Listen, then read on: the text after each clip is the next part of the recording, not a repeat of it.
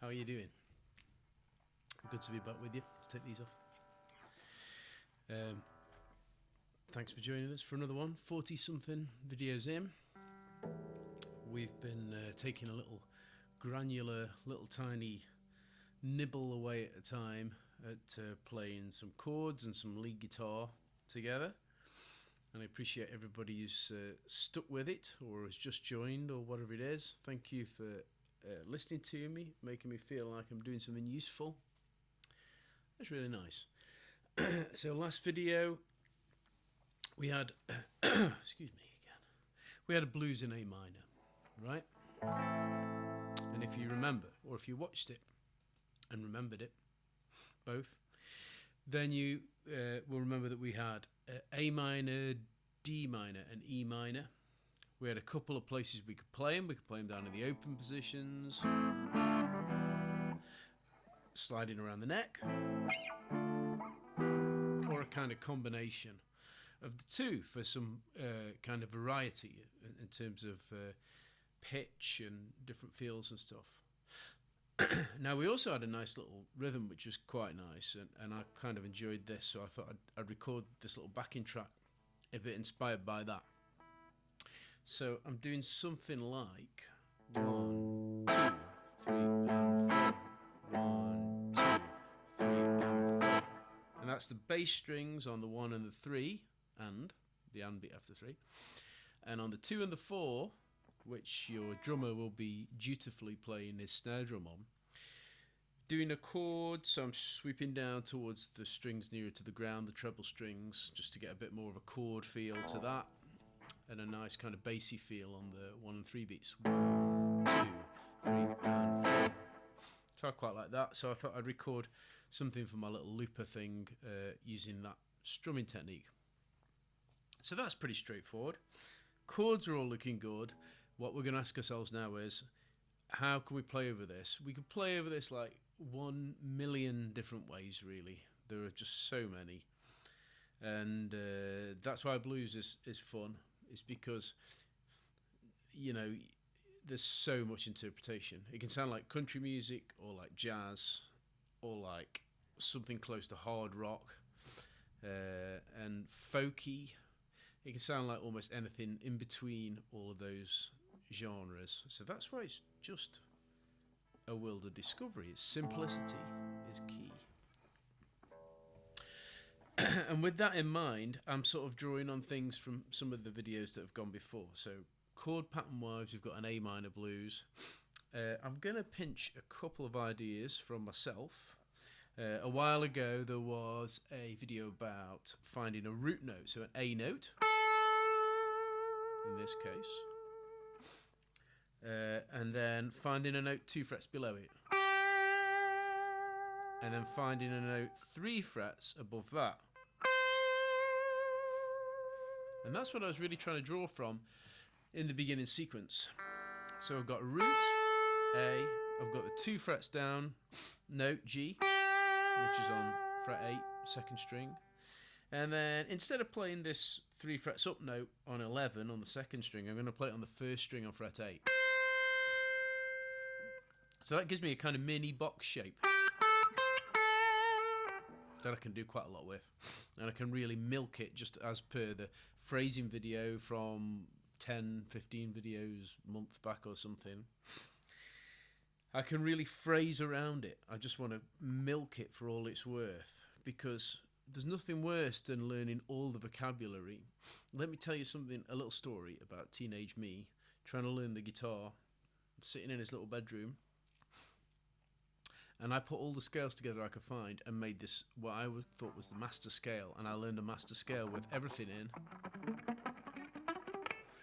and it had zero music whatsoever because it didn't apply to anything that was happening behind it. I was just playing every note I could find, and I think when you're learning 7-note scales or adding a lot of concepts, you lose the simplest concept, which is just to try and make some music with a very simple palette of notes to choose from.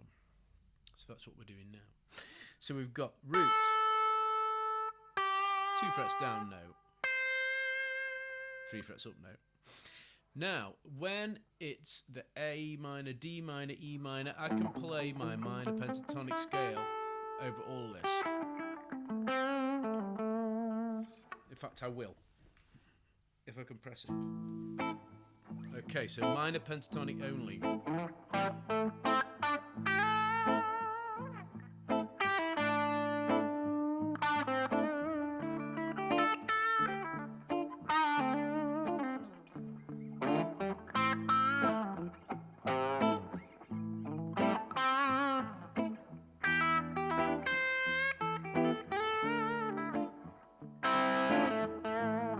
Okay, so that's just a scale, and that sounds fine.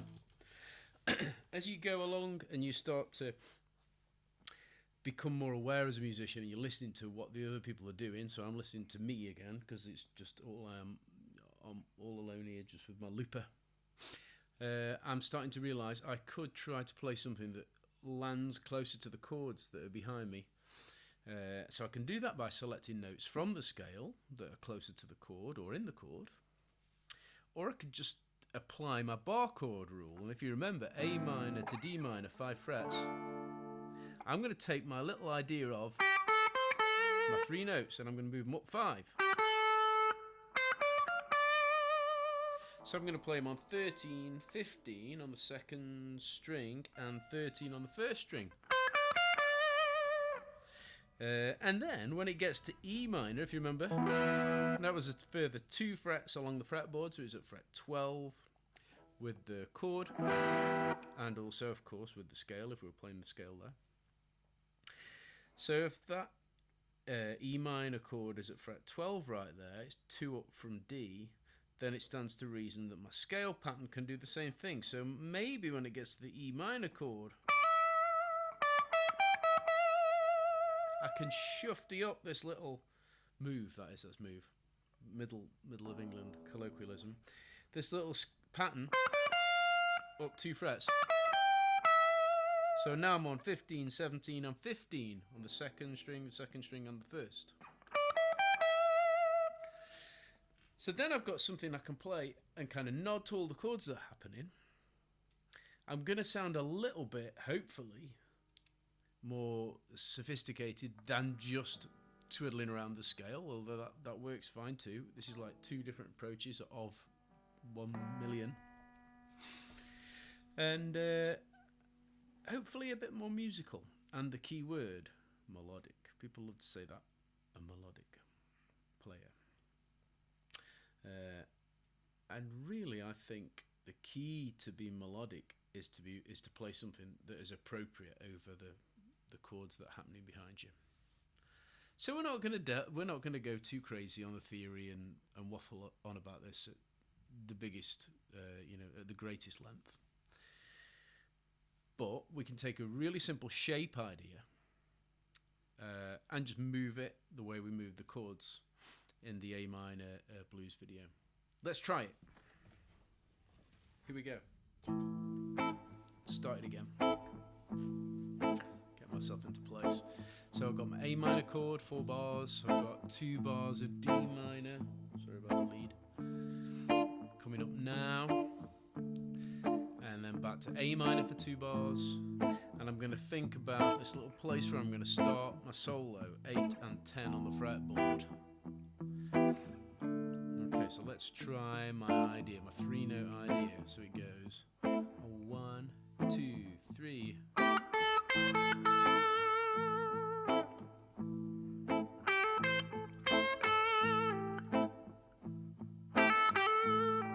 Here we go. Let's move up 5. Move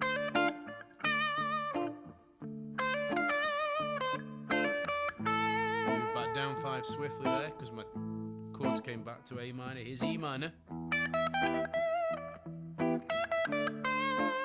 Moving down to D minor and back to A minor. Maybe now I'm going to slip in some pentatonic.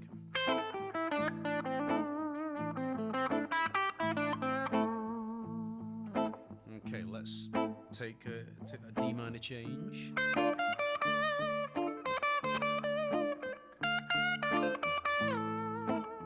Back to A minor.